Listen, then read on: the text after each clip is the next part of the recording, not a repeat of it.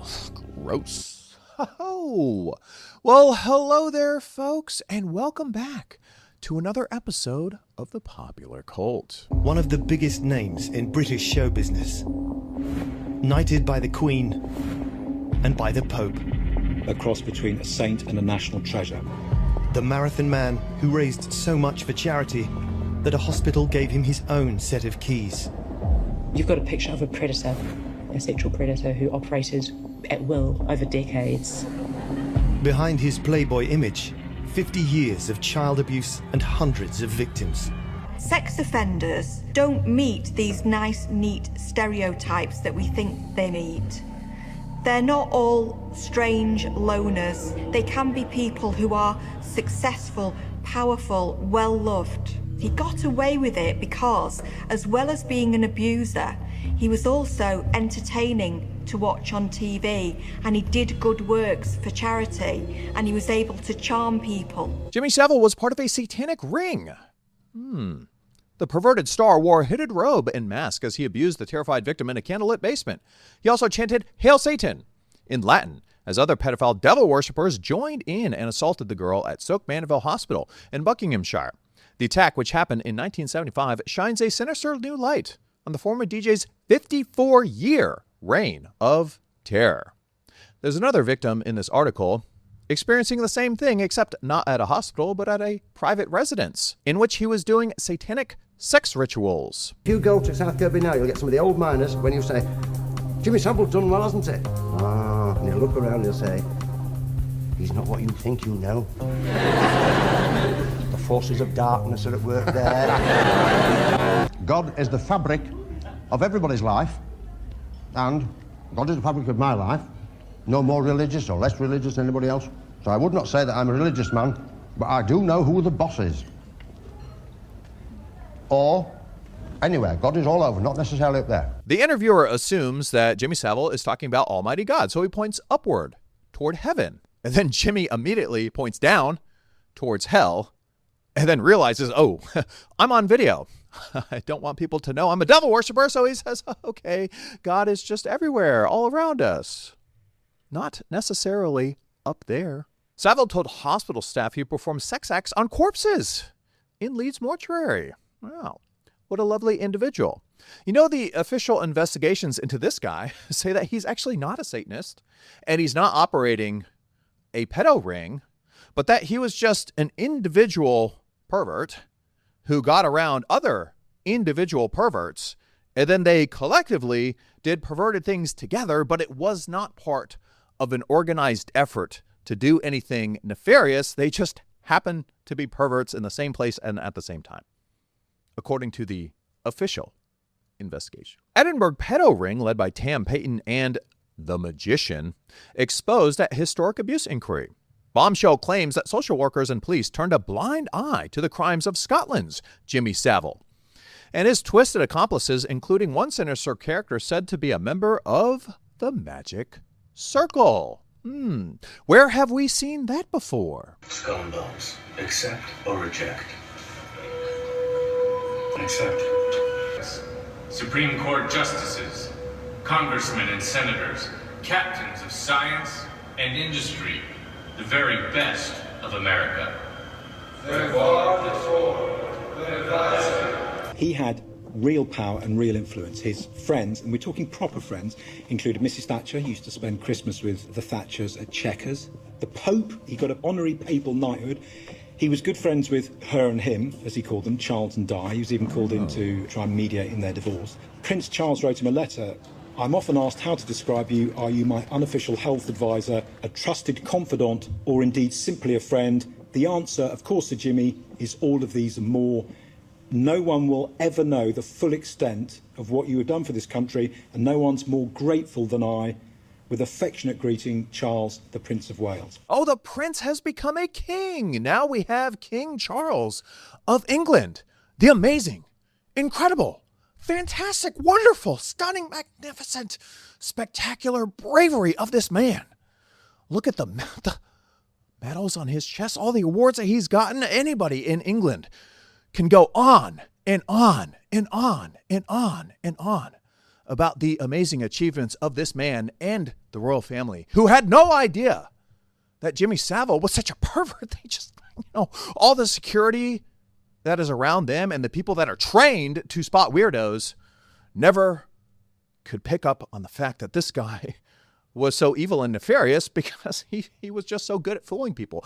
And nobody thought to check on him or his background or the rumors or anybody who worked with him to make sure that when you're bringing somebody around the royal family, they're not going to get embarrassed later on when something is uncovered about the individuals they're so close with. And the fantastic letter that he sent to Jimmy Savile talking about the amazing things that he was doing that the public is not going to be aware of because he was working behind the scenes for everybody's benefit. And you're just not going to know the degree of the things that he was doing. But Prince Charles does. King Charles does.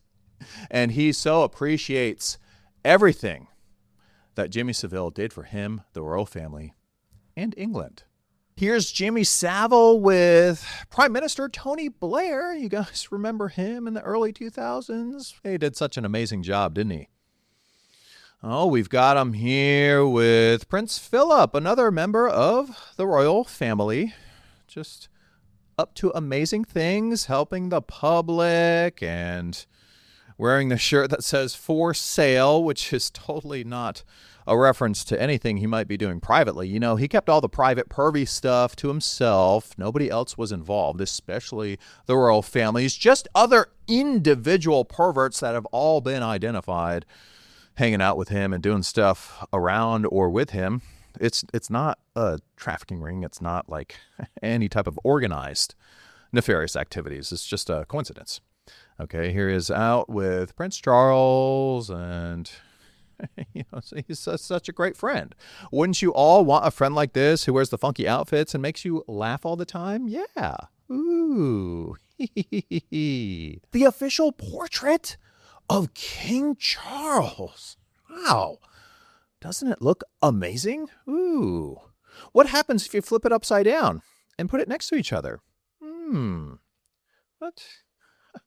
What is that in the center? What? No, that can't be a thing. These are royal family members doing official portraits in charge of nations, hanging out with people like Jimmy Savile. Obviously, this is a coincidence. The royal family would never intentionally create a design that closely resembles a child sacrificing deity spoken of in the Bible. Oh, God. He was so angry in the Old Testament. He was mean when he told the Israelites to kill all of these people for the demonic devil worship that they were doing. Fortune-telling, omen, sorcery, mediums, necromancers, playing with dead bodies, things you would do in the magic circle, provoking God to anger. And yet he gave them 400 years to repent. Oh, man, he was just so angry in the Old Testament. I wonder why. When they would use their children as sacrifices and temple prostitutes and doing all this dirty, deranged things, the devil can't directly kill people, and he wants everyone dead and destroyed so he can convince them to destroy themselves by getting involved in these types of activities. Could that still be going on today? I wonder. When Satan tempted Jesus, he took him to a high mountain and showed him all the kingdoms of the world. And he said, if you bow down and worship me, I will give you all of these kingdoms. Well, doesn't that mean that Satan has authority to give somebody a kingdom? I wonder what Satan would require of that person to give them such power. Investigators now believe the late Top of the Pops host preyed on around 500 vulnerable victims as young as 2 years old. The first official record of somebody coming forward saying that they were abused by him was in 1955. Guess what the police said? Jimmy? You're saying that Jimmy did this to you? I don't think so. And they ignored him. Did you guys know that Jimmy Savile liked to hang out with the police and invited them over on many occasions? Yeah. Oh no, a British comic, Freddie Starr, arrested in the Savile abuse case. Again, these are just individual perverts who were around Jimmy Savile. There was no organized effort to do anything. They were just like, man, this guy is really charming and famous and awesome. And we're going to be pervy. And he just happens to be pervy as well. And sometimes they did pervy things together. And that's all you need to know about it. Here are some of his associates and accomplices, which is not evidence of anything nefarious. It was just a coincidence that all these perverts came together to do stuff. The royal family had no idea these things were happening. MI5, MI6, and everybody tasked with protecting the royals from other countries and their intelligence agencies, anybody who would try to infiltrate their close circle to compromise them in any way. Nobody was like, hey, man, this Jimmy guy keeps coming over. Let's run his name through the system and see if anything pops up like all of these official records. Oh, yeah. He made a really funny joke in front of all of the security detail. They were like, oh, that guy's cool. Don't check on him. What is it that really gives you a kick? Right, I'm not constrained pretty well by anything. The tough thing in life is ultimate freedom. That's when the battle starts. Ultimate freedom is what it's all about, because you've got to be very strong to stand for ultimate freedom. Ultimate freedom is the big challenge. Now, I've got it. If the good Lord, when he was doing his thing, if he bothered about people not seeing eye to eye with him, he would have got nowhere, and a lot of us would have got nowhere into the bargain. So therefore, you've got to square your shoulders and you've got to stand up to be counted. And you haven't really got to pay too much attention to whether people think that you're not doing the right thing. As long as your conscience is clear, then you're okay. I'm not constrained pretty well by anything. What philosophy is Jimmy Savile a part of? Here are some of the awards that he was given by the royal family and the Pope, one of which included Officer of the Order of the British Empire. Yes, so amazing, these awards and the people receiving them. Yeah, who is this? Rolf Harris, jailed for 5 years and 9 months for indecently assaulting girls. Just another individual pervert doing pervy things, has no connection to other people being stripped of their awards by the royal family. Stuart Hall, convicted of 14 counts of indecent assault against girls. Over 2 decades, nobody could figure him out either. Ex-Lord Mayor is convicted of sex attacks on boys. Former Redditch businessman stripped of CBE after being jailed for child offenses. Married head teacher, 59, awarded an Officer of the British Empire Award for services to education, is kicked out of the profession after pleasuring himself in front of a horrified schoolboy. Here you got some more. People being stripped of their awards for doing stuff to children, just falling through the cracks. You know, people make mistakes, especially agencies that have the ability to search phone data, emails, and all this stuff without a warrant, just to maybe see if somebody should receive a award or not. Obviously, they can't come forward and acknowledge that they can do all of these things privately without a warrant, but they can at least be like, you know what, this dude coming up for a royal award has some pervy stuff on his phone or his email or whatever, so don't give it to him. In my investigation of the royal family honoring all these pervies, I came across James Maguire. He was an Irish recipient of the Victoria Cross, the highest British military decoration. It was awarded for gallantry in the face of the enemy, but it was later taken away from him because he stole a cow. Okay? The guy fought in battle. I think you can forgive him for stealing one cow. So I would like to officially petition the British government to restore this man's award so we can all move past this cow situation. Savile victims' alleged pedo ring existed at BBC? Hello, the official investigation said that he was not part of a pedo ring. Why do people not understand this, especially victims? They're just very emotional. They can't think straight. And they don't understand that Jimmy Savile was an individual pervert around other individual perverts doing pervy things together. It had nothing to do with organized activity, hanging out with the royal family. I mean, come on. Come on. It's the royal family and powerful individuals in the world. Yeah, like this guy, the CEO at the BBC. During the time that Jimmy Savile was doing his thing, He went over to the New York Times to make sure that another crazy conspiracy theory couldn't get around, having to do with pizza. Yeah. And now he's the CEO of CNN, the most trusted name in news. Yeah. Aren't you confident with your corporate news and all the anchors that people love so much, who get paid millions and millions and millions and millions and millions and millions and millions and millions and millions of dollars to tell the truth? Jimmy Savile's meeting with Pope John Paul II before his heinous crimes were exposed. Oh, the infallible Pope meeting with pervies. Ooh, Jimmy Savile met Pope John Paul II in 1982 as the former DJ was commended for his charity work long before the truth about his horrendous crimes became public knowledge. Yeah. They couldn't figure it out, folks. It was all private.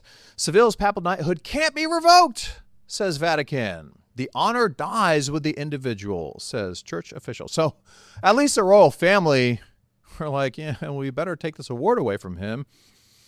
It'll look good publicly. But the Vatican was like, no, he can keep it in the grave. We're not going to revoke it officially. He's cool. Just like when he went to go visit the Pope to receive the award, the intelligence agencies working at the Vatican, I know what happened. They called the British intelligence officials and they were like, hey, you guys checked up on Jimmy Savile. Yeah, he's coming to get an award and the Pope's going to hang out with him.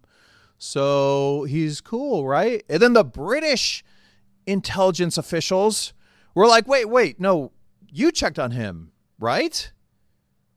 And then it was just a miscommunication. Somebody forgot to answer the phone one day and it was assumed that the British guys checked on him, and then the British guys assumed that the Vatican dudes checked on him, and it was just a big miscommunication. That's what happened. You guys know government workers, they're not the best, especially the top-level intelligence dudes. Jimmy Savile just slipped through the cracks. Everybody was supposed to check on him, and nobody did because it was probably, an off day. Couldn't answer the phone. And that's how Jimmy Savile got away with it for so long. Ooh, it's Pope Francis. World Youth Day in Panama, 2019. Oh.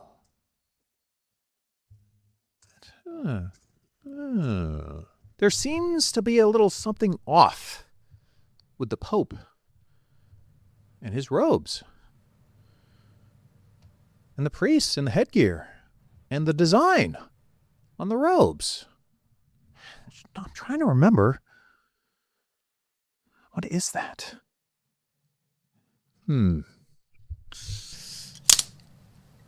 Oh! Ooh.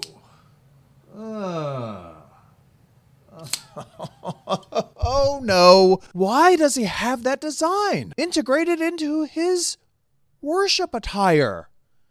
And also, the priests and the robes and the headgear and the World Youth Day? Here is the document on WikiLeaks. Unclassified law enforcement sensitive. Federal Bureau of Investigation Intelligence Bulletin. Cyber Division. Innocent Images National Initiative.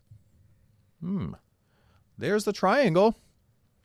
This visually explosive FBI document reveals the secret symbols organized pedos use to recognize each other and is likely to be of broad interest to readers, especially parents. All right, everybody. You just calm down, okay? The people at the Vatican who are in charge of embroidering their worship robes made a little oopsie. They have a very limited imagination. There's only so many symbols you could choose from, and they picked the wrong one accidentally. It was not done on purpose. For World Youth Day, the Catholic Church is the victim of a terrible conspiracy theory that they abuse children. Like this entire page. Just a crazy conspiracy going on with people who are upset that the Pope is infallible and never makes mistakes, except with people like Jimmy Savile, giving them awards that they refuse to take away. You can only have it when you're alive, and when you're dead, it's not like they can come out and officially just say, you know what, we're taking this award away from this guy who's a super duper terrible person. We can't do that because it's only binding when you're alive. So don't worry about the Catholics. The Pope only occasionally makes mistakes. I'm sure none of their saints are guilty of stuff that like Jimmy Savile would do. And don't ever look into that either, because that would be rude. The drug-fueled homosexual scandal allegations at the Holy Office? What? Whatever the exact truth behind the lurid and disturbing story, it has further exposed such gravely sinful behavior taking place in the Vatican that one senior member of the Curia says has never been worse. The Vatican Swiss Guard breaks up a drug-fueled gay orgy in Pope Francis's backyard. Oh, the Swiss Guard. If you guys ever wondered why the pikes are designed that way, it's because they have to jam it in between the homos as they're ramming each other up their buttholes. And it's to pry them off. If you guys see the crescent shape there, they put that in between the two dudes and pop them off of each other. This is what you never hear. He made love to me in the ass.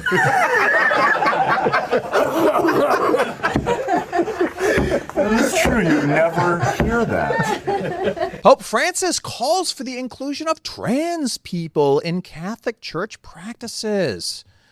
Oh, more amazing things that the Catholics are up to. Oh, look at Pope Francis expressing his love and devotion to that which he holds dear. Big Bang Theory and evolution do not contradict the idea of creation. Pope Francis told a Vatican audience saying God was not a magician. He just exploded everything from nothing, and you jumped out of a monkey billions of years ago. Yeah. Isn't it amazing, the infallibility of the Pope? Putting support behind people like this? What happened before the Big Bang? Oh, interesting symbolism on the guy's shirt. You can see the Vulcan hand sign at the bottom of the pentagram. These scientists are only about objective truth. They are totally not involved in the occult or satanic secret societies. That would never happen. Oh, Lawrence Krauss, accused of sexual misconduct? He received $250,000 from Jeffrey Epstein? Wait, whoa. That guy is a scientist, an esteemed intellectual, a professional smart person. He could never be involved in nefarious activities. Oh my goodness gracious me. And another intellectual sitting right there. I think his name is Steve Pinker. Yeah.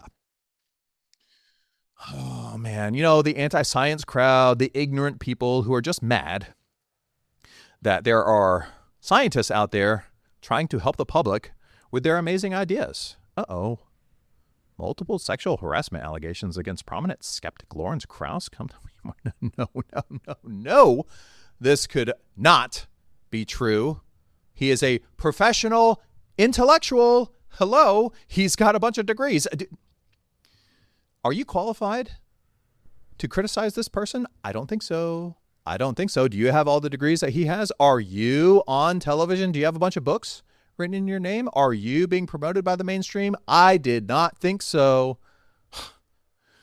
If he wants to grab a woman's breasts, then that's his evolutionary right. Okay?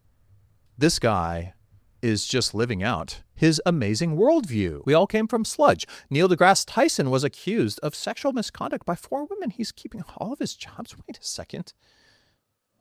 Another professional smart person being accused by anti-intellectual women. Oh my gosh, that's what's going on. There's a secret society out there that's throwing women at these guys to falsely accuse them so that their amazing ideas aren't able to be expressed properly. That's what's going on. Oh, can you believe it? People throwing the Vulcan hand sign? Doing nefarious activities like sexual misconduct? Oh, man. But he's a minority, so he gets to keep all of his jobs. You know, he just gets a slap on the wrist. Ooh, wizard hands. Look out for the wizard. If they tell you that you came from the primordial sludge, you got to listen to them. You're not as smart as these amazing intellectuals, okay? You're not qualified to disagree, all right? Ooh, Bill Nye. Oh, you guys remember growing up on his show, Bill Nye the Science Guy? Yeah. Uh-oh. Nothing nefarious going on here, folks. Oh, we've got another public intellectual, Peter Thatchell. Let's see what he's advocating for. He's talking about a book, Dares to Speak, in this letter that he sent to the Guardian newspaper in 1997. Dares to Speak challenges the assumption that all sex involving children and adults is abusive. I think it is courageous.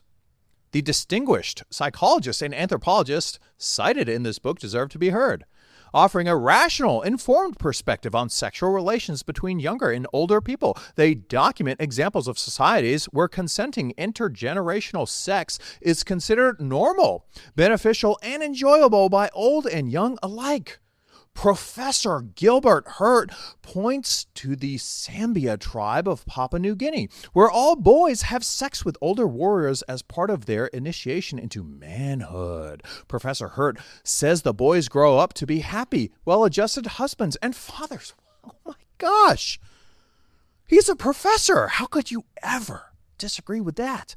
The positive nature of some child-adult sexual relationships is not confined to non-Western cultures. Several of my friends, gay and straight, male and female, had sex with adults from the ages of 9 to 13. None feel they were abused. All say it was their conscious choice and gave them great joy.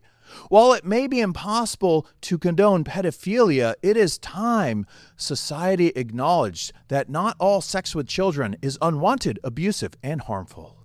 Let's read about the Sambia tribe, who the professor wants us to adopt their practices, which involve 7-year-olds performing oral sex on adults and drinking their semen so that they can get the masculine spirit injected into their bodies. Well, when you've got anthropologists, distinguished psychologists, and professors like Gilbert Hurt and people like Peter Thatchell advocating for these things with such an esteem, intellectual awesomeness. I mean, the guy's talking about his friends who were 9 years old participating willingly in sexual relationships with adults. I mean, it has nothing to do with him wanting to promote his perversion and all of his friends, and everything to do with intellectual honesty. Virgin Australia's Pride Flight is back, but this time it's bigger and better, taking in-flight entertainment to new heights. Virgin Australia is proud to announce that our Pride Flight direct to Sydney is ready to board.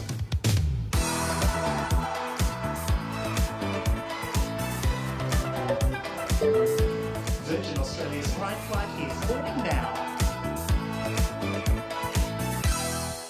Richard Branson, the owner of Virgin Airlines, Virgin Records, Virgin Mobile. I'm sure the name has everything to do with purity with these people and not a sexual kink. Oh, there he is, enjoying himself, dressed as a flight attendant. Oh, such a wonderful person. And the lifestyles that he loves to promote. Yeah, wearing the dress. Not a part of an occult ritual or secret things going on with their societies. He has his own private island called Necker Island, which is not too far from Jeffrey Epstein's place, who he likes to hang out with. Yeah, interesting. Ooh, there's the temple on Jeffrey Epstein's island. I wonder why that's there. Do these people have to participate in certain types of religious things that have to do with their money and power? I wonder. Oh, the Ellen DeGeneres show. Oh, didn't she turn out to be such a wonderful person when people started digging into her or when she got exposed? Yeah. Oh, wait a second. Oh. Why does her set design look so similar to Jeffrey Epstein's temple? I wonder if these celebrities are connected to certain things going on. So many celebrities joined the NXIVM cult. Yeah, branding women with this dude's initials. Jimmy Savile hanging out with royal family member Prince Andrew. Who also likes to associate himself with Jeffrey Epstein. I've had the story for 3 years. I've had this interview with Virginia Roberts. We would not put it on the air. First of all, I was told, who's Jeffrey Epstein? No one knows who that is. This is a stupid story. Then the palace found out that we had her whole allegations about Prince Andrew and threatened us a million different ways. It hides in plain sight. Epstein was hiding in plain sight. We all knew about him. We all knew what he was doing. First of all, I was told, who's Jeffrey Epstein? No one knows who that is. But we had no one that was, legal aspect that would go after him. They were afraid of him. For whatever reason, they were afraid of him. Why would Cindy McCain and people at the mainstream media be confirming crazy conspiracy theories, like knowing what Jeffrey Epstein was into, doing nothing about it, and hanging around presidents and Bill Gates, powerful people in society? I thought that they loved him because of his amazing personality. I thought he just told funny jokes and was very charming, but only privately did things that were pervy. And it was just an unfortunate thing that was found out later.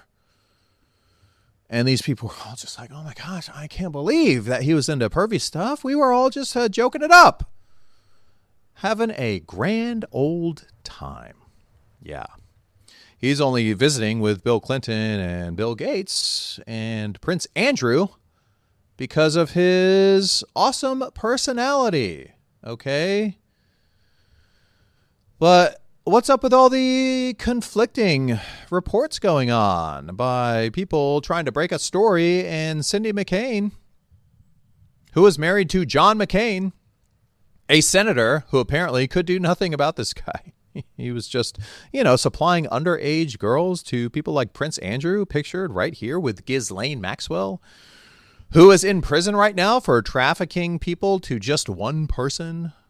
Jeffrey Epstein. Oh, why are you guys so worried about Jeffrey Epstein? Oh, are you a crazy conspiracy kook? The guy was just pervy privately, just like Jimmy Savile was a private pervert who sometimes happened to be around other pervy people, and they individually did pervy stuff together, which is not connected at all. It's not an organized trafficking ring. It's just a coincidence. The girl in the photograph said she was out with Andrew dancing at a club and sexual things followed. This is his response to those allegations. Was there? Do you remember dancing at Tramp? No, that couldn't have happened because the date that is being suggested, I was at home with the children. You know that you were at home with the children. Was it a memorable night? On that particular day that we now understand is the date, which is the 10th of March, I was at home. I was with the children. I'd taken Beatrice to a Pizza Express in Woking for a party at, I suppose, sort of 4 or 5 in the afternoon. And then he was not with Virginia, the underage girl photographed by Jeffrey Epstein and Ghislaine Maxwell, because he was at a pizza party. Interesting. And because the Duchess was away, we have a simple rule in the family that when one's away, the other one's there. I was on terminal leave at the time from the Royal Navy, so therefore I was at home. Why would you remember that so specifically? Why would you remember a Pizza Express birthday and being at home? Because going to Pizza Express in Woking is an unusual thing for me to do. A very unusual thing for me to do. I've only been to Woking a couple of times, and I remember it weirdly distinctly. But as soon as somebody reminded me of it, I went, oh yes, I remember that. Oh, yes. Oh, the pizza. Yeah. But I have no recollection of ever meeting or being in the company or the presence. So you're absolutely sure that you're at home on the 10th of March? Yeah. She was very specific about that night. She described dancing with you and you profusely sweating, and that she went on to have a bath, possibly. There's a slight problem with the sweating because I have a peculiar medical condition, which is that I don't sweat, or I didn't sweat at the time. What? And that was, actually, yes, I didn't sweat at the time because I had suffered what I would describe as an overdose of adrenaline in the Falklands War when I was shot at. And I simply, it was almost impossible for me to sweat. And it's only because I have done a number of things in the recent past that I'm starting to be able to do that again. So I'm afraid to say that there's a medical condition that says that I didn't do it, so therefore.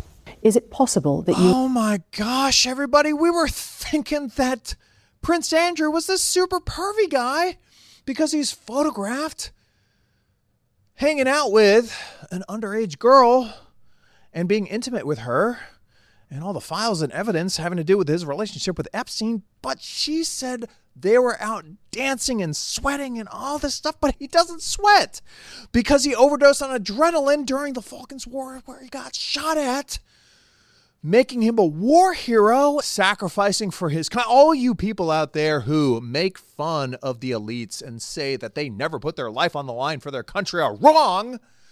All the people who thought that the royal family's into pervy stuff is wrong. Folks, I would like to present to you Exhibit A, Prince Andrew.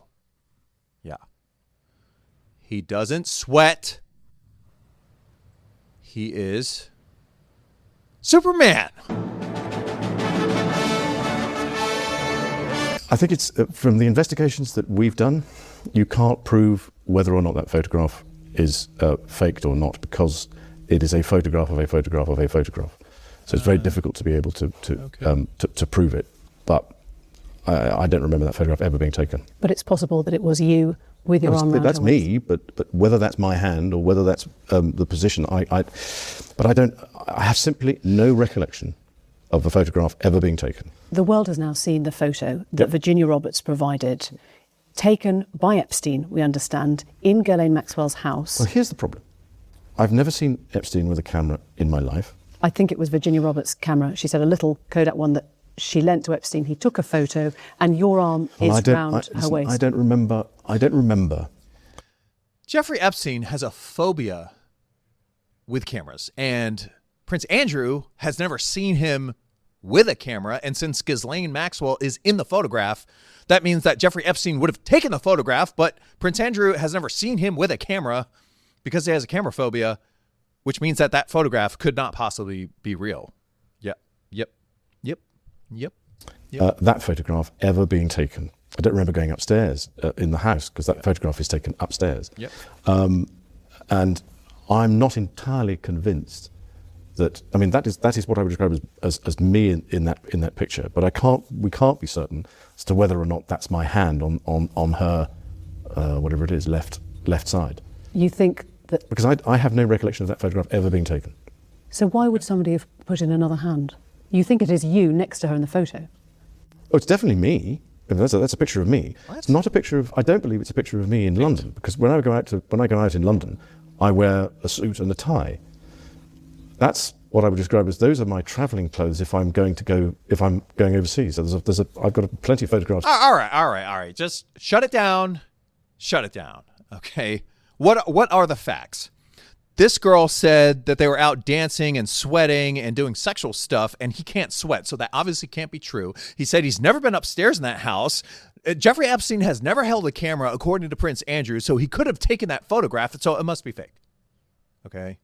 This is a royal family member. He said in their investigation that the photograph couldn't be authenticated. Just like when they investigated Jimmy Savile, the widow of John McCain, saying that everybody knew what Epstein was up to.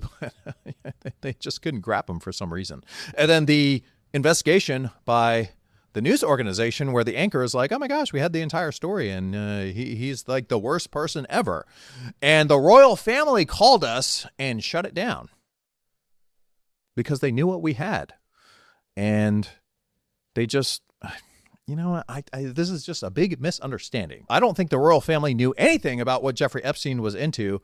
And I think Cindy McCain was probably just talking about the dirty jokes that he was telling and not the trafficking that was going on, because everybody knows that he wasn't trafficking anybody to anyone else, just himself. Okay. And Ghislaine Maxwell was just procuring little girls for Jeffrey Epstein, not anyone else. They all just laughed at his dirty joke and they felt bad about it, so they had to keep hanging out with him because he said, hey, I'm going to tell the public that you laughed at that dirty joke I just told. And that's how he got all these people to go along with it. You had a number of meetings with Jeffrey Epstein, who, when you met him 10 years ago, he was convicted of soliciting prostitution from minors. What did you know about him when you were meeting with him, as you've said yourself, in the hopes of raising money?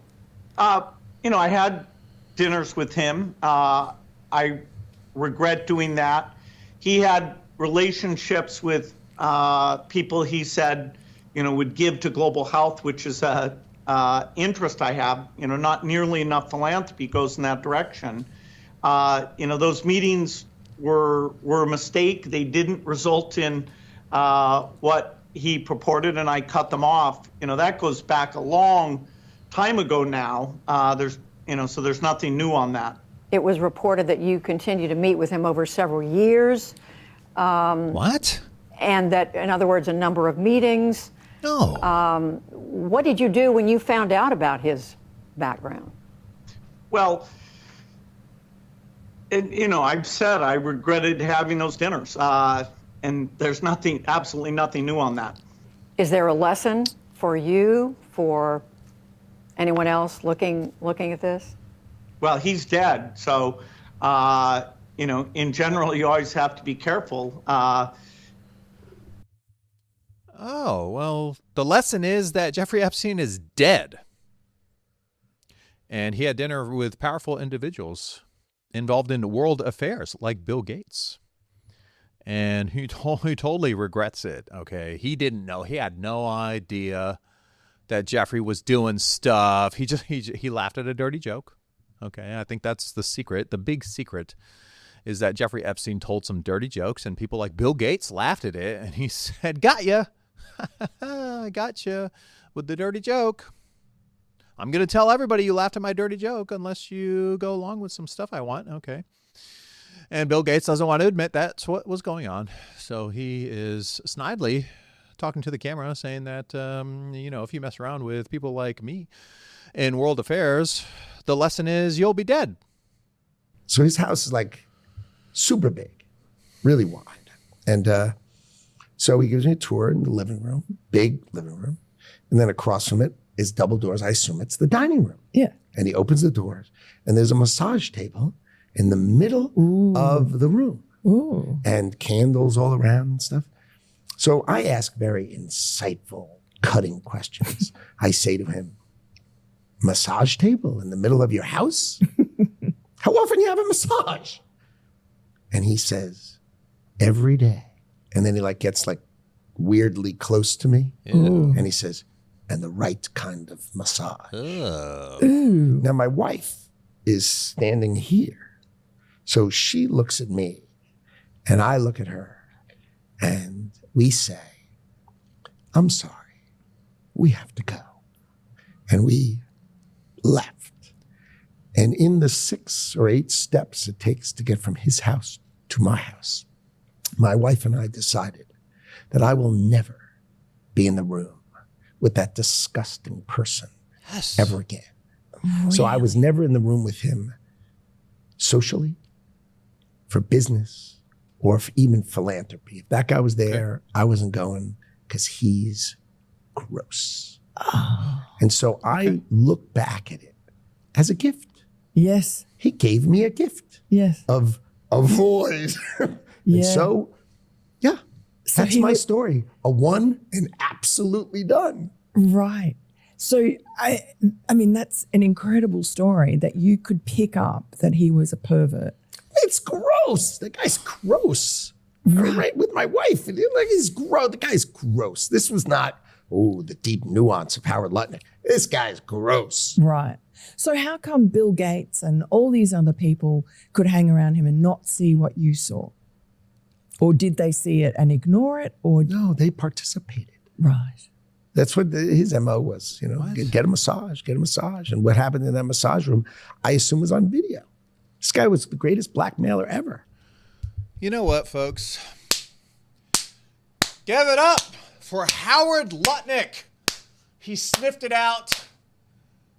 He understood that Jeffrey Epstein was a gross pervert. Oh, what's this? An email from the Epstein files from Howard Lutnick. Hi, Jeff. We are landing in St. Thomas early Saturday afternoon and planning to head over to St. Bart's on Monday at some point. Where are you located?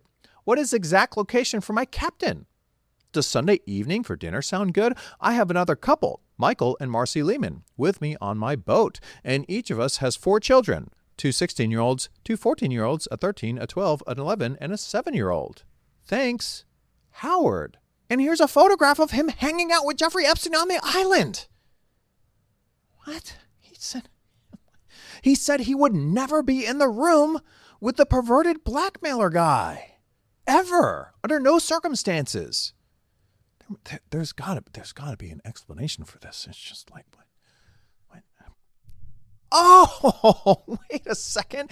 He said he would never be in a room with Jeffrey Epstein. There he is on the island. An island is not a room. Okay? Oh, what a clever fella. Now, if he thinks that Jeffrey Epstein is this blackmailing, perverted dude, and he's planning to infiltrate the network that doesn't exist, he just wants to nail him as a pervert. That's why he's going to his island, to investigate him under the guise of a family vacation so that he can do some sleuthing around and put away Jeffrey Epstein for good so he doesn't do perverted things to anybody else. And that's why Howard Lutnick went to his island. Let's start with your relationship with sex trafficker Jeffrey Epstein.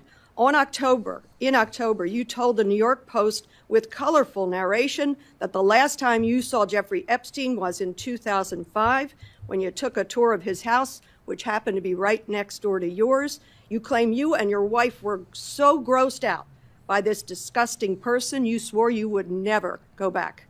But when the Epstein files came out, it turned out that was a lie.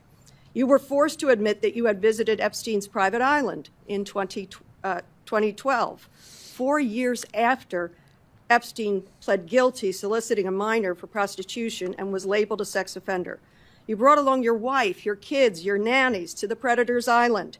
Incredibly poor judgment. But that even wasn't the whole truth. It turns out that 5 days after visiting his island, you and Epstein signed a business deal together.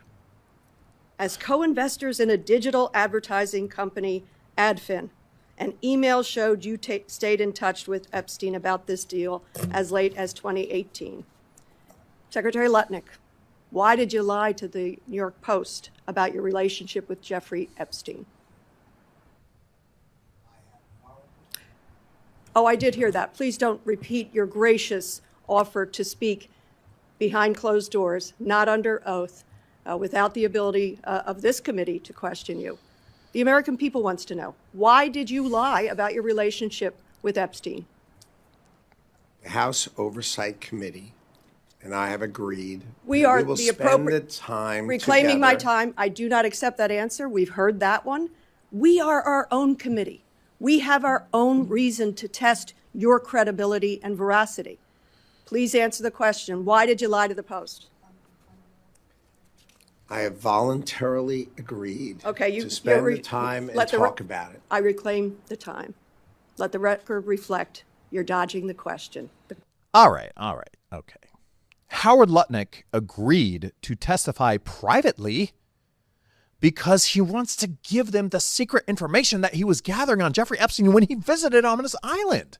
Didn't you hear the first interview where he said that the guy was a blackmailing pervert and that he would never see him again? But him and his wife hatched up this plan that they would go on a family vacation so that they could rescue anybody that might be being trafficked or perved up by Epstein on the island, and then gather more information so that they could give it to the private committee and they could do stuff with that, like arresting other people involved or, putting the information together so that they can maybe do a sting on other members that are still active. So we, the public, sometimes we have to reserve the information privately so that law enforcement can do their job. That's what it is. So, some people are looking at the billionaire businessman Howard Lutnick and the ridiculous lies that he's telling, which is actually not a lie. If you really understand the context, he said he would never be in a room with Jeffrey Epstein. He was on the island. An island doesn't equal a room. Okay, come on, everybody. Come on. Get with the program. He is a hero. Yep. There are no other billionaire perverts running around or people in powerful positions, okay? Jimmy Savile is dead. And they found out all his pervy stuff, and they were able to take care of that after he died. And, Jeffrey Epstein has also passed away. So this stuff is just cleaned up. I mean, people who still want to look into this stuff or think that he was up to other nefarious things, it's all being handled by Howard Lutnick and law enforcement. They've done such an amazing job up until this point. I mean, think about it. There's only like a couple people that have done this on a massive scale, and nobody else. Okay, they're dead and they're gone, and it's over. It's over. Just take a sigh of relief. Howard Lutnick is on the case in the private committee, so chill out. It's going to be staggering, the amount of names, as Jeffrey Epstein case grows more grotesque. Manhattan and D.C. brace for impact. This is a Vanity Fair article featuring Elon Musk. In an email, Elon Musk said, "I don't recall introducing Epstein to anyone, as I don't know the guy well enough to do so. Epstein is obviously a creep, and Zuckerberg is not a friend of mine. Several years ago, I was at his house in Manhattan for about 30 minutes in the middle of the afternoon with Tallulah Riley, as she was curious about meeting this strange person for a novel she was writing. We did not see anything inappropriate at all, apart from weird art." Huh. Kind of like the Podestas and their art collection. I wonder if there's a connection. "He tried repeatedly to get me to visit his island. I declined." A Musk spokesperson also emailed and said Elon never introduced Jeffrey Epstein to Mark Zuckerberg and does not know either person well enough to do so. They simply happened to be guests at a neuroscience dinner organized by Reid Hoffman. Okay, so Elon Musk walked around his house for about 30 minutes and didn't want to hang out at his island. Kind of like how Howard Lutnick was hanging out at Jeffrey Epstein's house for about 30 minutes and said he was a creepy blackmailer guy and ran out the door. So we have a very similar story with Elon Musk. Uh-oh. What's this? An email from Elon Musk to Jeffrey Epstein asking what day or night would be the wildest party on his island?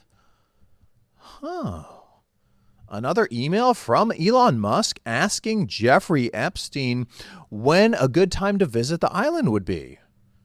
An email from Epstein to Elon Musk saying thanks for the tour.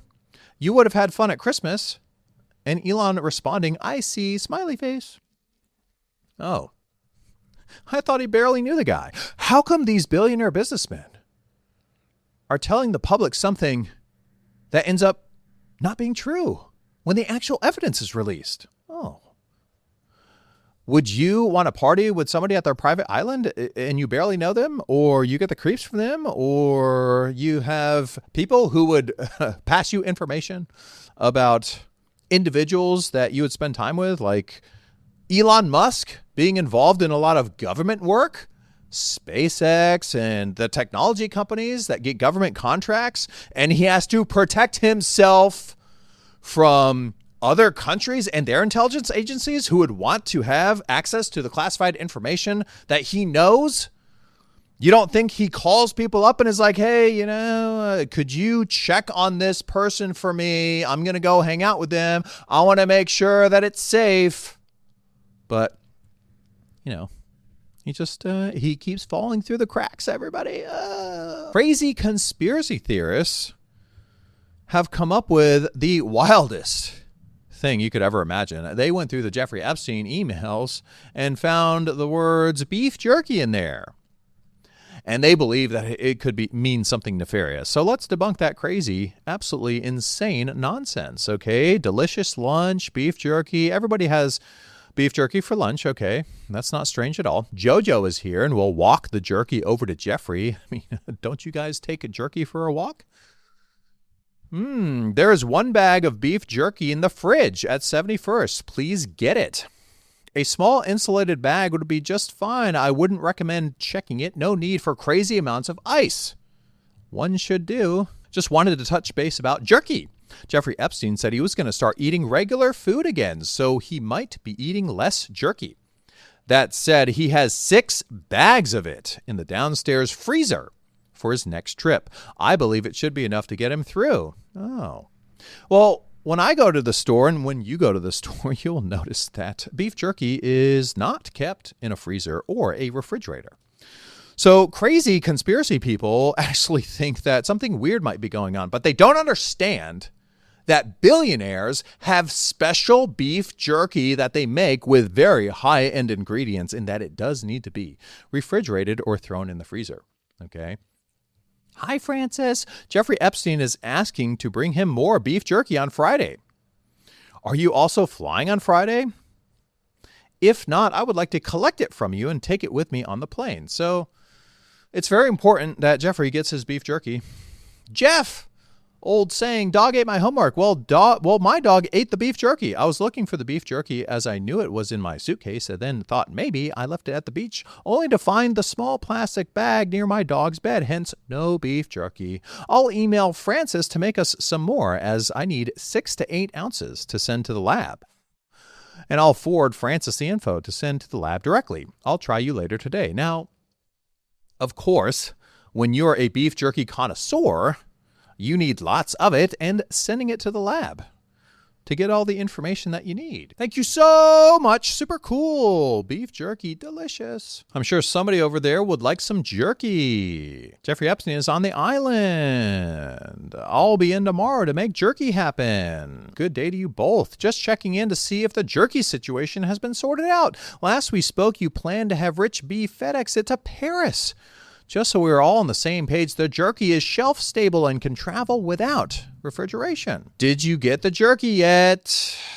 On my way with jerky. I'm flying on Friday. I'll bring jerky. Jeffrey Epstein is asking to bring more beef jerky. Are you flying on Friday? I would like to collect it from you and take it on the plane. Please let me know. I'm concerned that after being off and then being back since Monday that somehow I have no jerky again. I am very, very annoyed. Have you guys ever gone without beef jerky for a period of time? It's the most terrible thing ever. My apologies for not having jerky ready to mail on Thursday. Truth of the matter is that I spent last Thursday in the hospital, blah, blah, blah. I am, however, back in full swing of things as of yesterday and can send jerky out today. How is your jerky situation? Should I bring any more? Would you like me to send anything down to you tomorrow? So far, I'm sending the following. Please liaise with me regarding jerky. Steve needs a 6 to 8 ounce portion of jerky. I gave you all the jerky. We had roughly 2 pounds, and it lasted only half the amount of time it was meant to. I felt it was more important for you to have the jerky to eat during my time off. My plan is to make a batch before I leave for Little St. James, and some of that will then go to Steve and the rest of you at Little St. James when I arrive. We talked about this at the ranch. Why isn't it done? For real, my dog got into the bag when I returned, ate the jerky. Hope you are feeling better. Did we analyze the jerky? Francis has time to come tomorrow to show how to make it. Jerky class, anyone? He will also bring you a taste of his new jerky recipe from the restaurant and sends a warm hello. He is working at a restaurant called Cannibal and cooks, wait for it, beef jerky and steak. He has time at 3 p.m. tomorrow if this is okay with you. Hotshot Long Island chef worked for Epstein, including on Pedophiles Island. This guy named Francis Derby, who is working at the Cannibal. Interesting. I love you, I love you, love you, love you, love you from Karina Shuliak, his most recent girlfriend, officially publicly known as his girlfriend. Here is a Twitter account with her handle that was created in 2017 before his arrest in 2019, because obviously people are going to make fake Twitter accounts when a big event happens and say all types of crazy stuff. But it is interesting that this account was made in 2017 before all the Epstein stuff became popular to talk about online. And here's what she's saying. They sacrificed children to Lucifer. It's an entire cult. Jeffrey got involved in their operation for financial reasons and to obtain compromat, but he never participated in those rituals. I'm not suicidal, just in case you'll know the whole truth soon. After years of silence, the truth, Jeffrey was innocent. Oh, he was trapped by powerful people who silenced him. I was his last confidant, and I have the evidence. Okay. Well, this might be a fake Twitter and somebody trying to stir up whatever, but I did find it interesting that it was deleted. And it wasn't made recently. It was made in 2017. And this is the new account that popped up right after the other one got deleted.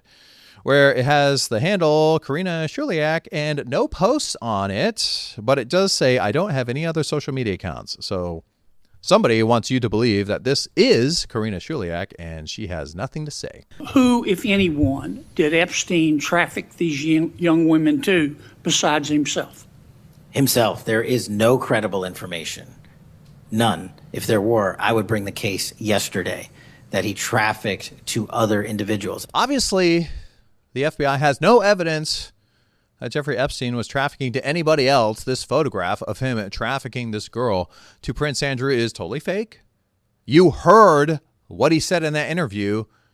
They were talking about dancing and sweating. He doesn't sweat. Okay. He said that Jeffrey Epstein doesn't hold cameras. So how could he be taking this photograph? And he said he's never been upstairs in this house and that he doesn't wear this outfit when he's traveling. He is a prince. And all you guys, you conspiracy theorists, are jealous of his status in society and all the wonderful things that he's done to help his country. The FBI director would be all over it if it was true, okay? And it's totally not true, just like this email from Jeffrey Epstein. Your friend Eliza told me about the project she is doing researching a really bad guy that gets children for sex sent to his island. She almost fainted when I told her that person is me. Remember that I was talking about the dirty jokes that Jeffrey Epstein likes to tell and people laugh at, and then he blackmails them over laughing at the dirty joke? This is just the dirty joke that he was telling. Okay. He totally wasn't trafficking the children on his island. The FBI director said there's no evidence of it. And this is the evidence that they released publicly and are still holding back millions and millions and millions of documents that we're not allowed to see. But the stuff we are allowed to see totally proves that he was not trafficking anybody. Just like this texting conversation that he was having with Harry Fish, a doctor. Jeffrey is asking him to call in Stendra, okay, which is a boner pill. And he says, get 10 of them, get 10 of the boner pills at the pharmacies, or call it in so I can pick it up. So he picks up 10 boner pills. And then after you use them, wash your hands and let's go get pizza and grape soda. It is taken as needed, typically starting 15 to 30 minutes before sexual activity, with effects lasting up to 6 hours. All right. So the doctor's calling in the boner pills. They're being picked up. He's going to take the boner pills. He's going to wash his hands, and then they're going to go get pizza and grape soda, which is totally not a reference to anything other than food. Just like yummy, yummy, yummy. Your pizza is yummy. In this email from the Epstein files, thank you for the pizza today. Really good. Yeah, just like the yummy Justin Bieber song that we covered in a previous episode. Oh, and then he's hashtagging all these babies on Instagram. Hashtag yummy, hashtag yummy, hashtag yummy, hashtag yummy, hashtag yummy. As for Epstein, I've said this before, but just as a reminder, I do know somebody very, very close to this case who is in a position to know virtually everything. Not everything, but virtually everything. And this person has told me from the start, years and years ago, that Jeffrey Epstein, in this person's view, was not a pedophile. This is this person's view, who was there for a lot of this, but that he was into the barely legal type. Like he liked 15-year-old girls. And I realize this is disgusting. I'm definitely not trying to make an excuse for this. I'm just giving you facts. That he wasn't into like 8-year-olds, but he liked the very young teen types that could pass for even younger than they were, but would look legal to a passerby. And that is what I believed, and that was what I reliably was told for many years. And it wasn't until we heard from Pam Bondi that they had tens of thousands of videos of alleged, forgive me, they used to call it kiddie porn, now they call it child sexual abuse material, on his computer, that for the first time I thought, oh, no, he was an actual pedophile. I mean, only a pedophile gets off on young children abuse videos. She's never clarified it. I don't know whether it's true. I have to be honest. I don't really trust Pam Bondi's word on the Epstein matters anymore. Yeah, so I don't know what's true about him, but we have yet to see anybody come forward and say, I was I was under 10. I was under 14. Your friend Eliza told me the project she is doing, researching a really bad guy that gets children for sex sent to his island. She almost fainted when I told her that person is me. Yep. New Brazilian just arrived, sexy and cute, 9 years old. Oh, he just likes the barely legal stuff. Meet me at class, 9:30. So many hot girls. Promise, Harl, New York City. 30 between 6 and 7. Then we go to matcha, okay? Promise an abundant of young pussy flesh. Here's a photograph that he had framed. How old does that girl look? What about this one? On his plane with other people who he totally was not trafficking to. Yeah. Don't worry, folks. Him and all of his buddies are just into the barely legal stuff. The American people need to know this. They are talking about Epstein today. This has been around since the Obama administration. This administration released over 3 million pages of documents, over 3 million. And Donald Trump signed that law to release all of those documents. He is the most transparent president in the nation's history. And none of them asked Merrick Garland over the last 4 years one word about Jeffrey Epstein. How ironic is that? You know why? Because Donald Trump, the Dow right now is over, the Dow is over $50,000. The Dow right now is over 50,000. I don't know why you're laughing. That's what we should be talking about. Stop it with the Jeffrey Epstein stuff. Jeez, we got some more emails that you should not worry about. Okay, pick your stocks, everybody. Dear Ghislaine, many thanks again for your amazing hospitality. I'm so very sorry I caused you so much worry and that I spoilt this day. I am so happy that I did not kill anybody.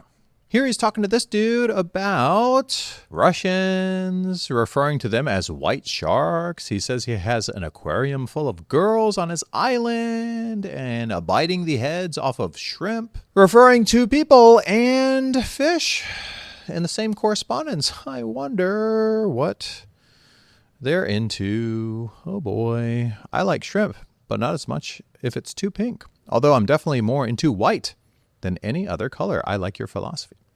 No, some are like shrimp. You throw away the head and keep the body. As long as you don't have any hammerhead ones, I like white sharks, which he was referencing as Russians. And that he likes Jeffrey Epstein's Russians better than the king of Saudi Arabia. Yeah, there are no other powerful individuals in the world, especially in the Middle East, that are involved with trafficking. There are millions of babies, very little vegetable cream cheese.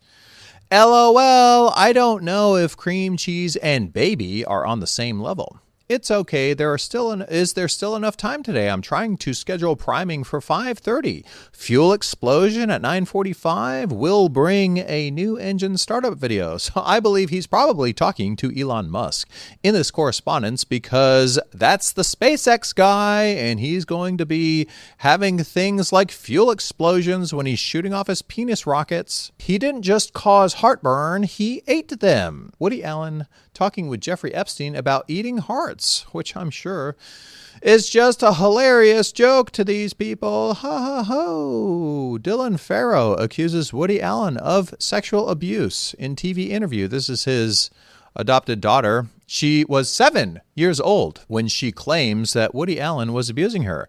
And one of the reasons why the prosecutor didn't bring a case against Woody Allen back when he was getting charged with stuff was he didn't want to traumatize the child further.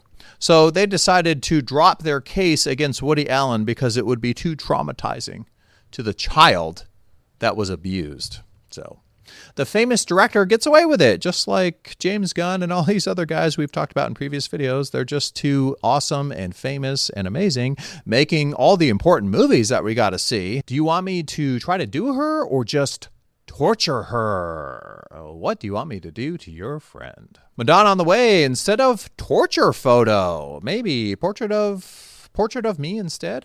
Oh. Must be an inside joke or something. Who would have a torture photo that they're passing around? I loved the torture video. Here he is having a Skype conversation. Oh, what does it say down there? Torture. I'm still waiting and watching the melted cheese drip. What could they possibly be talking about? There's a lot that can be prosecuted. I have no doubt on that laptop. In fact, I heard that the New York police officers who saw some of it, even though they're hardened investigators, literally had to go throw up.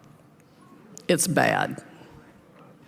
No one can seem to agree on anything anymore except for two things: pizza and us. And us. The best thing about being seen as the nicest guy in Hollywood is that no one searches my backyard for bodies. George Clooney lives. Yes. And Jen and George are friends, so you went to George's house? Yes, of course. And him and his wife and all these nice people were there, and they invited Jen and me. I know George back in the day too, so we went there and you take a boat, you get on a boat, you cruise down, went over to their house. They made us homemade pizza, and it was an amazing time. I sat next to Bono. It was a good day. Her parties are incredible at her house too. Yeah, she does have good parties, and she makes good pizza as well. She makes great pizza. Wonderful pizza. You've been to my house. We've had pizza. Girl after my own heart. Do we love a pizza or what? We love a pizza. It's so much fun. Now, someone did. Do you like pizza? Yes. I saw you looking actually down there. I saw you being really excited about the possibility of having a pizza party with a pop star. Do you have pizza parties with pop stars often? No. Okay. Just checking. It's called Secret Pizza Party. Tomorrow we got Pepper, then you're gonna love this part. Like pizza is everyone's favorite for lunch. Well, it certainly is mine. Mine too. I love pizza. In fact, I'm wearing pizza underpants right now. Look at this. Look you. No way. Tell me about Joe and your relationship with Joe, and what do I need to know? Like, what's the thing about the ice cream? He loves ice cream. Tell me about that. Well, listen, ice cream is big. Pasta with red sauce. He can go deep on that. I tease Joe sometimes, but he has been at my side for 7 years. I love that man. He's not just a great vice president, he is a great friend. We've gotten so close in some places in Indiana, they won't serve us pizza anymore.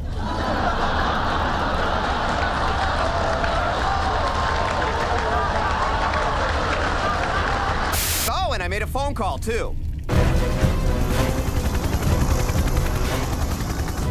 Okay, I'm out of here. It's going to be like worse than the emperor naked. It's going to be the emperor went to Epstein Island and ate people. And they do that. They eat babies. That is not bullshit. They love the taste of human flesh and they drink human blood. They do, Tucker. Stop staring at me like that. You're freaking me out, man. Because you spent your life in the entertainment business, so I think you have some authority on this. Can you tell us a secret about Steven Spielberg? He eats babies. Whole babies. What you want in a pancake is to have the consistency of young human flesh. It's spongy, it has life to it. You're with a guy with brightly colored undergarments, and you got soft human flesh in front of you. You're in a weird place. I'm looking forward to this. This is really, really going to be a great pancake. I'm Ashton Kutcher, and remember, Dr. Lee's pet engine cookie bags are not meant for babies, but they can be used for babies. 100%. I will not hesitate to eat the children. You gotta be firm. You gotta be firm. I eat children. How old are you? Oh, okay. Only to 10. Yeah. Children and pineapple. Hail Satan. We might have to eat each other to survive. And can we all just agree, when we get to that point, that babies are gonna taste the best? For being with a younger man. I suck baby's blood and put it on my face. No, the Norquist is coming for me! I must appease him with the gift of a man-child. Come to me! I must feed you! I must feed you to the Norquist! No, take him! No, take the baby! Take the baby! Don't eat me, eat the baby! But they don't taste as good as a young boy does, and shouldn't! To a child molester, not to me! If the person okayed it, I would eat a human. If you were at a very fancy restaurant and they were like a tiny piece of human meat. No. I think the only way You wouldn't try a tiny bite? No. Really? Absolutely not. Is that terrible?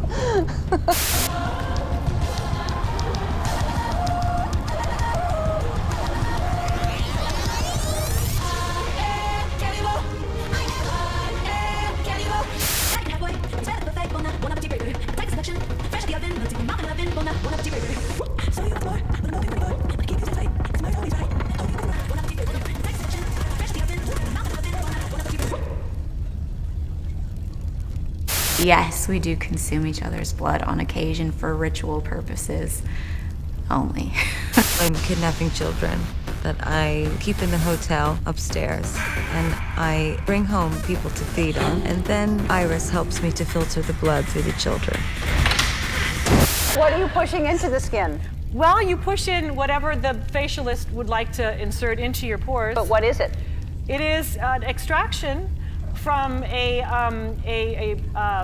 piece of skin that came from a young person far, far away, and they somehow figured out how to extract. It's foreskin from a Korean baby. I call it the penis facial, and I think when you see how good it is to your face, you too will run to your local facialist and say, "Give me the penis." It's gonna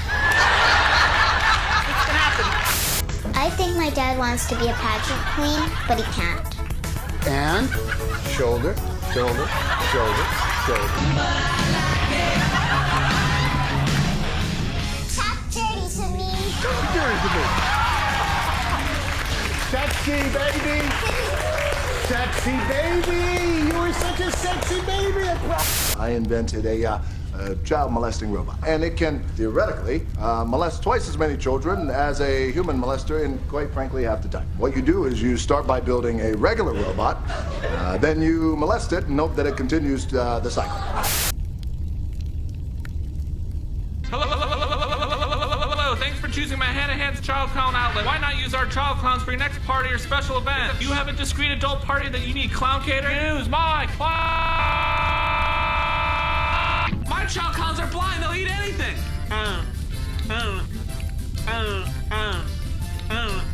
Care for my clowns like you care for your children. Please pay attention to the following video. It'll help you get the most out of your child clowns.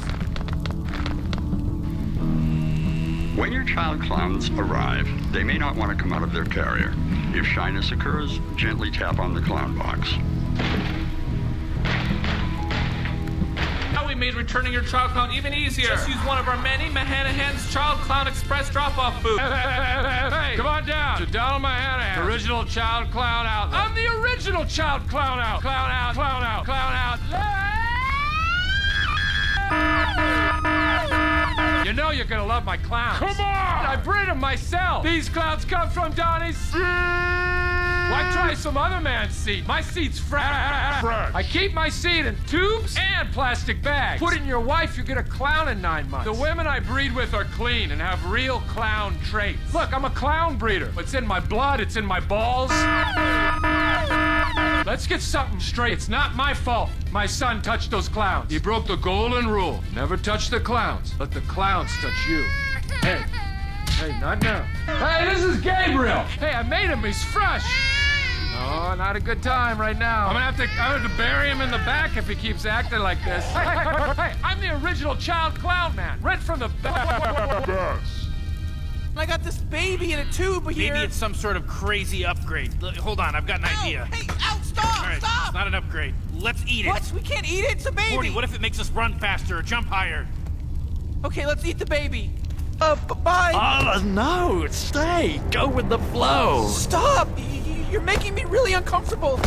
Stop fighting me. Just let this happen. Get off of me!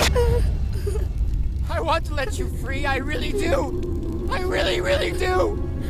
The time has come for me to dispose of you. I've had my sexual fill, and I cannot allow your presence to distract me from my job as head writer and host of the wildly successful television show Unbelievable Tales. God forgive me! Thank you for being such a good patient. For taking all the sleeping pills I prescribed to you. So that later tonight, when I'm crawling in your window, I can count on you to sleep like a baby. Well, I do everything but sleep with yours.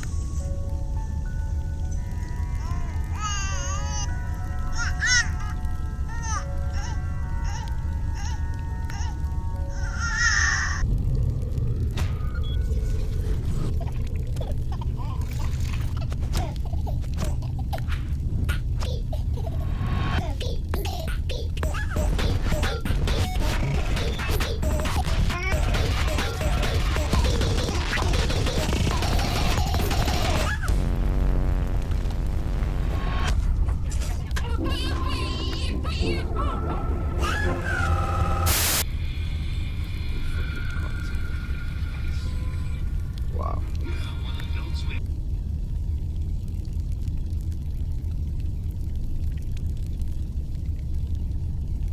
Television is actually much closer to the new religion, universal religion, than Christianity is.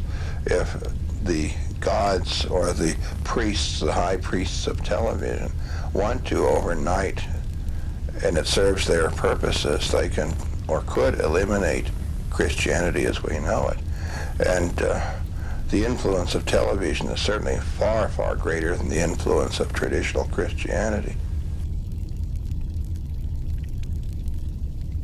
Now that we've established there's definitely nothing nefarious going on in Hollywood or powerful politicians, let's go over some social media photos these people are putting out, like Katy Perry running around town in her pizza jumpsuit, which is just a favorite food in the elite class. They all just are obsessed with pizza. It has nothing to do with being boiled in a pot or eaten on a table. Okay, she's having a nice slice in front of the Disney movie, Cinderella. Interesting. You guys remember talking about Disney and all the amazing things they're doing?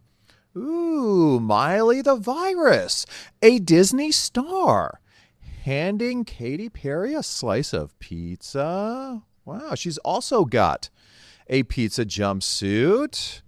It's all about food, everybody. Just remember. She's got a bedspread of pizza. The dogs that she has even have pizza beds. Yeah. She only has eyes for pizza.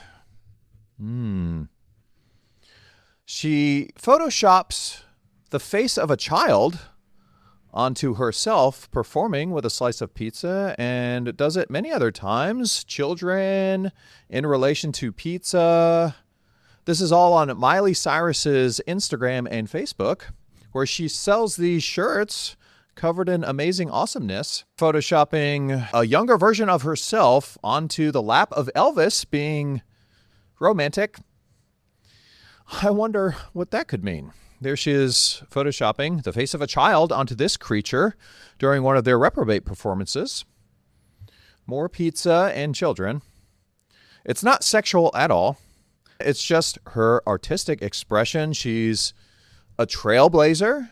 Okay. This has nothing to do with perversion.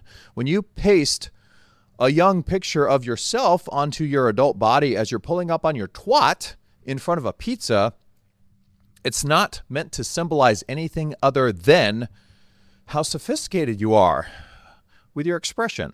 She's not really a pizza slut. She's just being artistic. Okay. It's not sexual. These are amazing artists. She did a video called BB Talk, a music video that we'll probably do a breakdown as the series continues. Oh, we're just getting started, folks. Where she's doing a lot of sexual poses and very sophisticated things to express her art. Like the Bangers Tour, where she's pretending to perform sexual acts on a friend of hers, pasting the face of a child into the photo.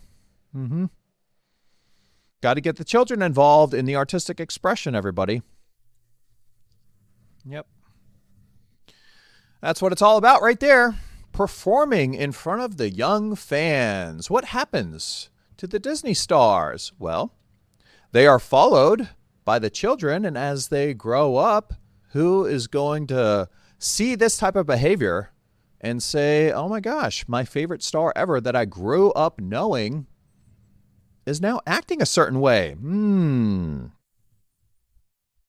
What should I do if I want to be like the famous people? Yeah.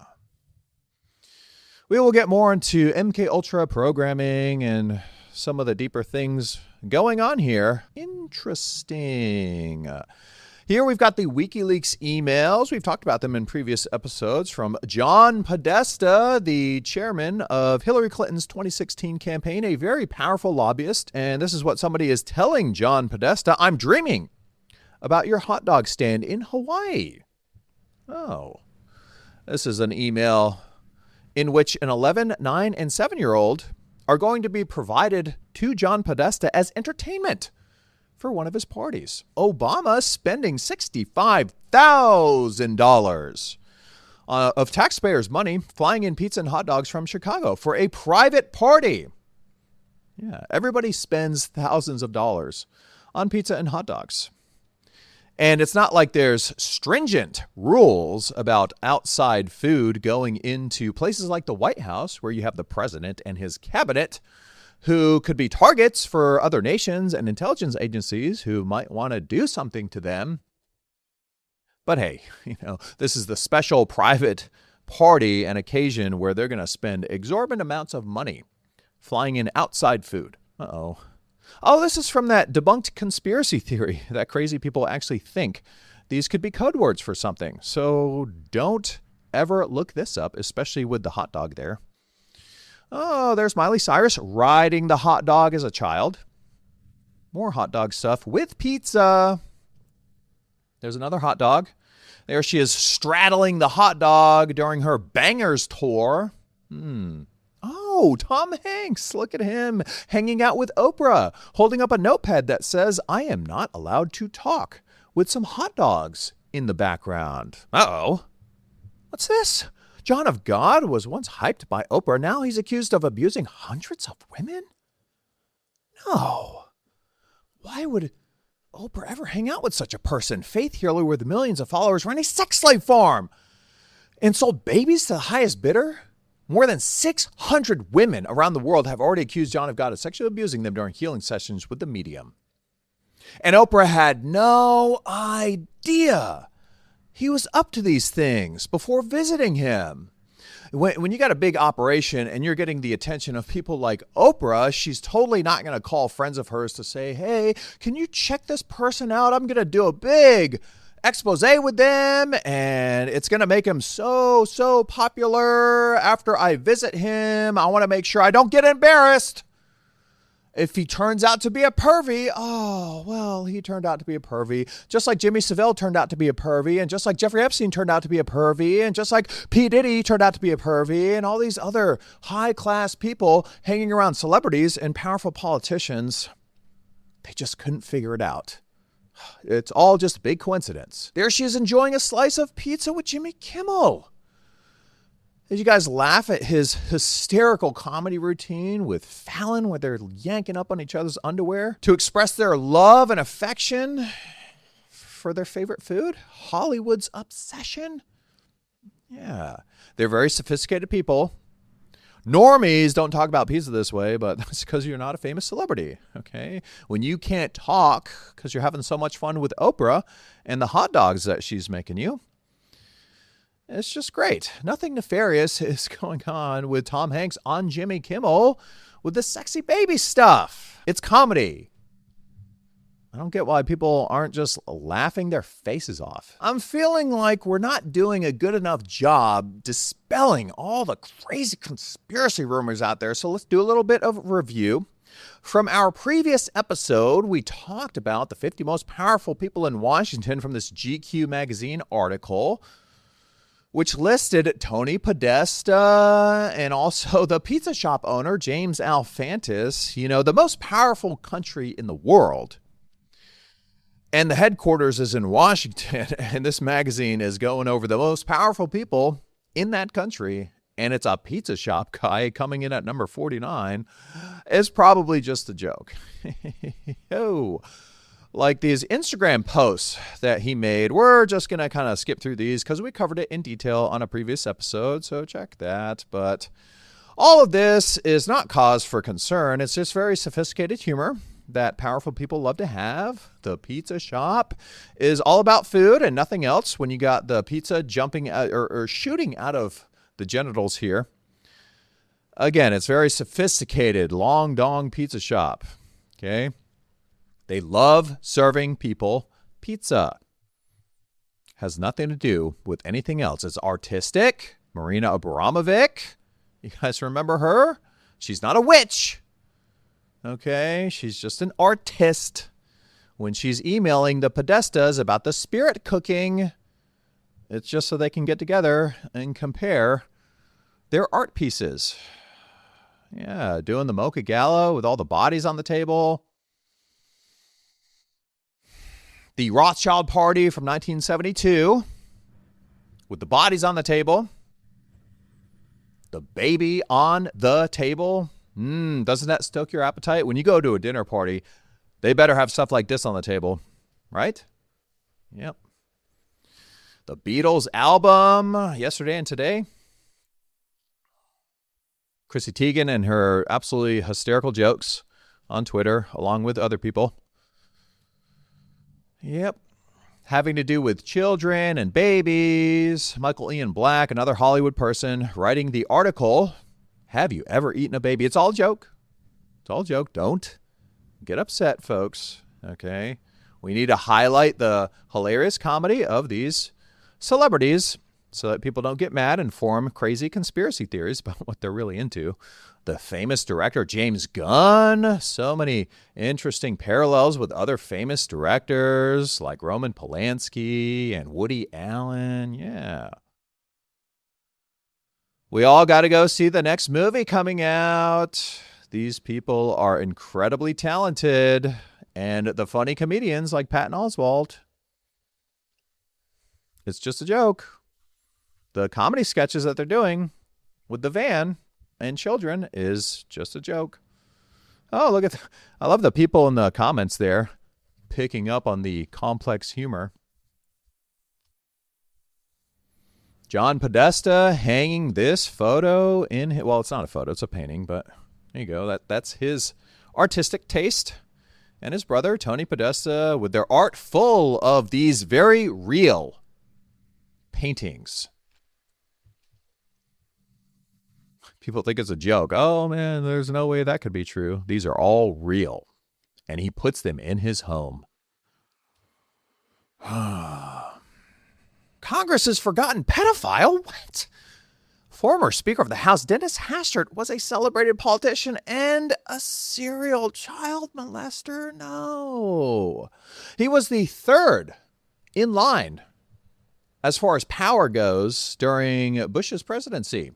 Because you have the president, the vice president, and the Speaker of the House.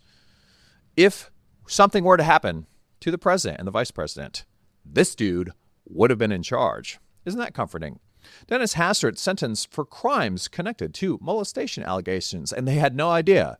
When he, all throughout his political career, he was just really good at hiding things. You know, these guys tell the funniest jokes ever, and that disarms everybody. The FBI, all the intelligence agencies that are supposed to maintain checks and balances, look at these people, maybe even not use a warrant, but just check on them in the background just to make sure that they shouldn't be involved in politics, and maybe approach them privately and be like, hey, look, you know, we illegally look through your stuff because we need a warrant, but we're not going to tell the public. We're just going to pull you aside and say, we know what you're up to. Step aside. Yeah. But of course, that would be wrong. And the FBI, the intelligence agencies, they never look at our stuff without a warrant. So why would they do it with powerful people? Yeah. Oh, Lindsey Graham. Aren't we all so sad that he passed away? This was a couple months ago when the government was shut down and everybody's supposed to work really, really hard to solve problems. And this dude is running around Disney World with a princess wand. He's not married and has no children. I wonder why he's at Disney World. Freaking ridiculous. Andrew Gillum nearly beat DeSantis. Now he's facing meth and marijuana charges. This guy ran for governor of Florida back in 2018 and only lost by like 0.5%. Let's read about some of the things that's been going on with this guy. On March 13th, 2020, Andrew Gillum, the former Tallahassee mayor and 2018 Florida Democrat gubernatorial nominee, was found incapacitated in a room at Mondrian South Beach Hotel in Miami Beach. Police discovered Gillum alongside Travis Dyson, a male escort and trauma-certified ER nurse who was suffering from a suspected drug overdose. A third man, Aldo Mijas, called 911 after finding Dyson vomiting and collapsed. Police reports and subsequent investigations revealed that the room contained baggies of suspected crystal meth, empty alcohol bottles, and various prescription pills. Gillum was too inebriated to communicate with officers initially, while Gillum later claimed he was set up and unaware of the drugs. Oh, man. That's why you got to talk to him, because it looks like he's having drug-fueled homosexual sex when he's actually just being set up by nefarious people, okay? He was set up and unaware of the drugs. The incident led to his withdrawal from public-facing roles and entry into alcohol rehabilitation. Why does he need alcohol rehabilitation if it was all just a setup? In February 2021, a detailed report by GQ magazine brought new allegations to light. What? Presenting dueling accounts of the relationship between Gillum and Dyson. Gillum had previously described Dyson as a friend he had known for months. However, Dyson told GQ that they met on the gay dating app Grindr. Oh boy, just 1 to 2 weeks prior to the incident, and that Gillum had paid him multiple times for sexual encounters. Folks, come on. When somebody who used to be mayor and almost won governor of Florida is being accused by homosexual prostitutes of wrongdoing, who are you going to believe? Okay? Just because he was found drugged out in a hotel room with a male escort doesn't mean he's actually guilty of doing any of those things. Like he said, he was set up. He's just a really friendly dude, and he met another really friendly dude, and they were hanging out for months. And then the guy that he met, who happened to be a gay escort, thought in his head, man, wouldn't it be great if I get him alone in a hotel room, ply him up with drugs, and then call the police? Ho-ho! That's what happened. That's what happens. It was all a setup, okay? And now he's coming out as bisexual. Because when you drape yourself in the colorful flag, you get a lot of people saying, oh, look, he's courageous and expressing himself now. Isn't that nice? What to know about the latest allegations of sexual misconduct against Eric Swalwell? The guy who got caught having a relationship with a Chinese spy ended up being a pervy? No. Man. Woman accuses Swalwell of rape, saying he drugged her in 2018. What an amazing group of people working at the Capitol. Congress was caught using a taxpayer-funded slush fund to cover up sexual harassment. House votes to bury proposal on congressional sexual misconduct records. The U.S. House of Representatives voted 357 to 65 to refer the resolution back to the House Ethics Committee, a procedural move that effectively halted a proposal requiring the public release of congressional sexual misconduct and sexual harassment investigation records with redactions for victims and witnesses. The vote is fueling renewed debate about transparency, accountability, and whether Congress should be allowed to police itself behind closed doors. So Congress is using taxpayer money to pay off victims of their sexual harassment. Isn't that lovely? And the vast majority of them is totally fine with keeping it private. They can't burden the public with this knowledge. You know, they're just so amazing at their job that they don't want to get off track by putting out names publicly of all the people in Congress who are guilty of sexual harassment and pulling money out of the taxes that everybody gets to pay them and using that to keep the victims quiet. Fantastic. Kristi Noem's husband cross-dressing was an open secret in D.C. Whoa. What is this about? What? That's Kristi Noem's husband? The woman who was governor of South Dakota and was in charge of Homeland Security? Say it isn't so. We're going to go out and pick up somebody who I think is got charges of human trafficking. We earlier had an op that swept up somebody who was wanted for murder. So appreciate the good work that they do every day, and we appreciate them working to make America safe. Homeland Security Secretary Kristi Noem led nearly 100 federal agents on a deportation raid in Phoenix, Arizona yesterday. At least 3 illegal aliens with extensive criminal histories were arrested, and all are facing weapons, drugs, and money laundering charges. She's a hero. Kristi Noem is a national hero. Okay? These dudes were about to risk their lives catching dangerous criminals, and she said, "Get out of the way," when they were stacked on the door, and kicked it in herself with all the tactical gear on, pointing the rifle right at the guy's head. Amazing.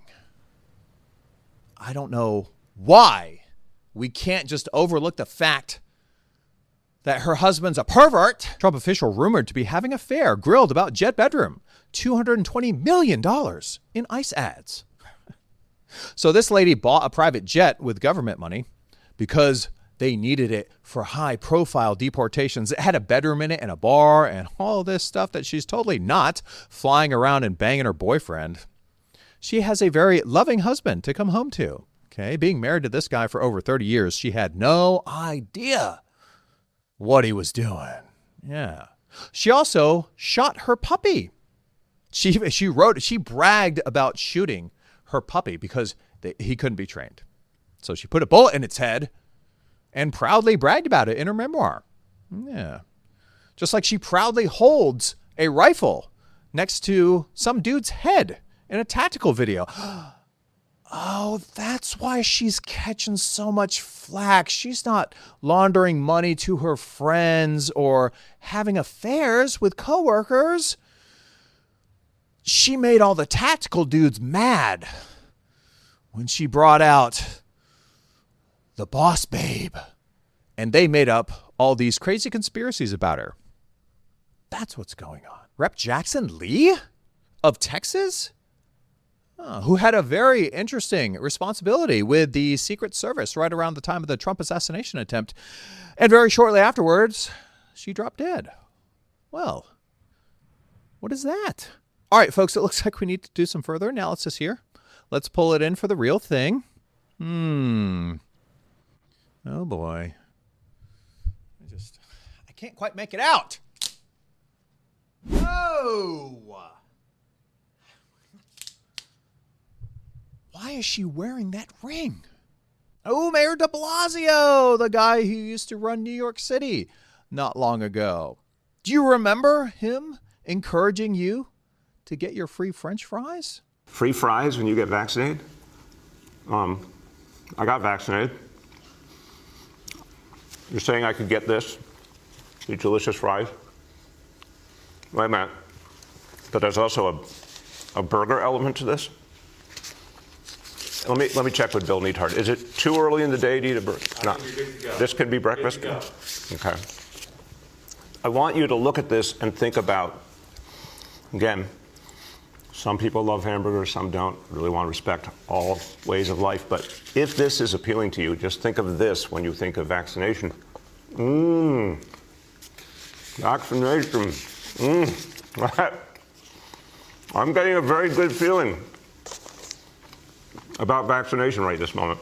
Such a great time in world history when every single politician, celebrity, and influential person got out there to tell everybody to do exactly the same thing because they're so concerned about your health and safety. Yeah, and all the people who didn't listen and get the absolutely incredibly amazing, fantastic, awesome medicine injected into their bodies, all the people that refused it are now dead, right? Just like they said they would be, and they compromise the safety of everybody and are totally not walking around healthy these days.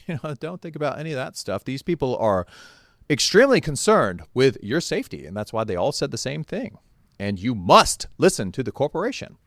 Okay? The corporation has your best interest at heart. And that's why they were all saying the same thing. Well, here he is dancing around with his wife in New York City. What is that? Let's do another close analysis here, folks. Okay? Why would his wife be wearing that design on her face mask? There are crazy people on the internet who believe that powerful politicians, celebrities are part of a satanic cult that abuses children and uses nefarious symbols. So why would they put it on their mask when they know it's not true? They're just stoking the fires of conspiracy. Oh, I know what happened. The same people at the Vatican who put that design all over the robes of the Pope and the priests, they also make face masks. And she called him she said, hey, can you guys make me a personalized face mask? Because I don't want to wear the dirty ones that the peasants get at the store. So send me a special one. So the designers at the Vatican that put this design all over the Pope and his priests also put it on her face mask and sent it to her, and it was all just an honest mistake. It's hard not to be blinded by the amazing awesomeness of these incredible individuals. So we are going to proceed with some eye protection, okay? Here we have the Trudeau Foundation. Yeah, this is a financial report from their website. Wow. Justin Trudeau, the leader of Canada for quite a while, running around the Pride Festival. Yay! I don't know why rumors of him being a homo is even a thing. He just wants to support all the lovely folks and the pride that they have in their lifestyles. It has nothing to do with a satanic agenda. He's just a very friendly dude who wants to express himself. Unfortunately, being a famous, awesome person comes with a lot of baggage. You got to deal with people making up stories about you. Like being the son of Cuban dictator Fidel Castro. Why would anyone think that Justin would be related to this dude? Stop it with all the crazy conspiracy theories. This is Pierre Trudeau. Clearly, when you compare their faces, it becomes obvious who his daddy is. All right? Folks, you would have thought that in-depth analysis would have put to bed all the conspiracies, but there are still some skeptical people out there, so we're going to walk through this very slowly. We've got more Fidel Castro and Justin Trudeau. Let's take a nice close look so that people don't get caught up with the conspiracies. There is nothing nefarious going on with elite families. They are only here to serve the public interest. They would never lie to us about what they're really into. Justin Trudeau is not a dirty, rotten communist. He is an amazing Canadian. Okay? Why anyone would think this wonderfully handsome individual would ever be up to nefarious activities. Oh, does it ever end? Does it ever end? No, it doesn't. We must press on. This is Justin Trudeau's mother, very affectionately hanging out with his father. I wonder what goes on in the upper echelons of power in the world. Could there possibly be occult secret societies deceiving the public and coordinating with each other over centuries to dominate the world? Well, you would think with all these disturbing things going on in the world that the authorities might step in and do something about it. Well, here you've got the Ventura County Sheriff's Badge. Notice anything? What about the Los Angeles County Sheriff's Badge? Oh. Let's check it out right now on their website. Ooh. Anybody can go to lasd.org and see for themselves. I know what to do. Let's call the FBI. Yeah.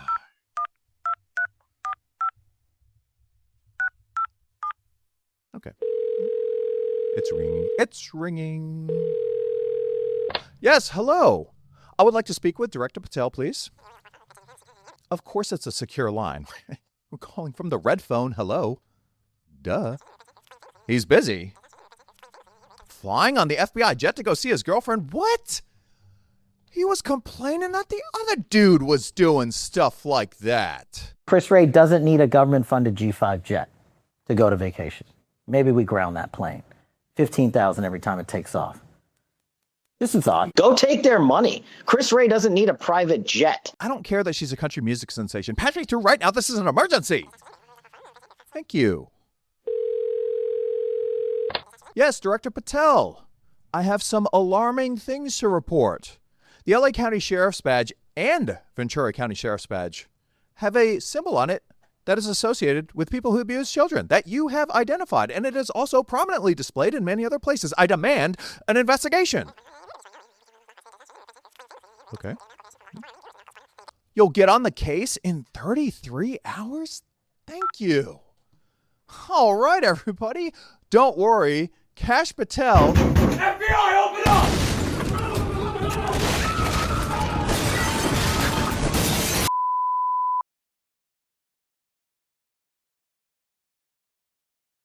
For God so loved the world that he gave his only Son, that whoever believes in him should not perish, but have eternal life. For all have sinned and fall short of the glory of God. For the wages of sin is death, but the free gift of God is eternal life in Christ Jesus our Lord. But God shows his love for us in that while we were still sinners, Christ died for us. He himself bore our sins in his body on the tree, that we might die to sin and live to righteousness. By his wounds you have been healed, for by grace you have been saved through faith. And this is not your own doing, it is the gift of God, not a result of works, so that no one may boast. If you confess with your mouth that Jesus is Lord and believe in your heart that God raised him from the dead, you will be saved. For with the heart one believes and is justified, and with the mouth one confesses and is saved.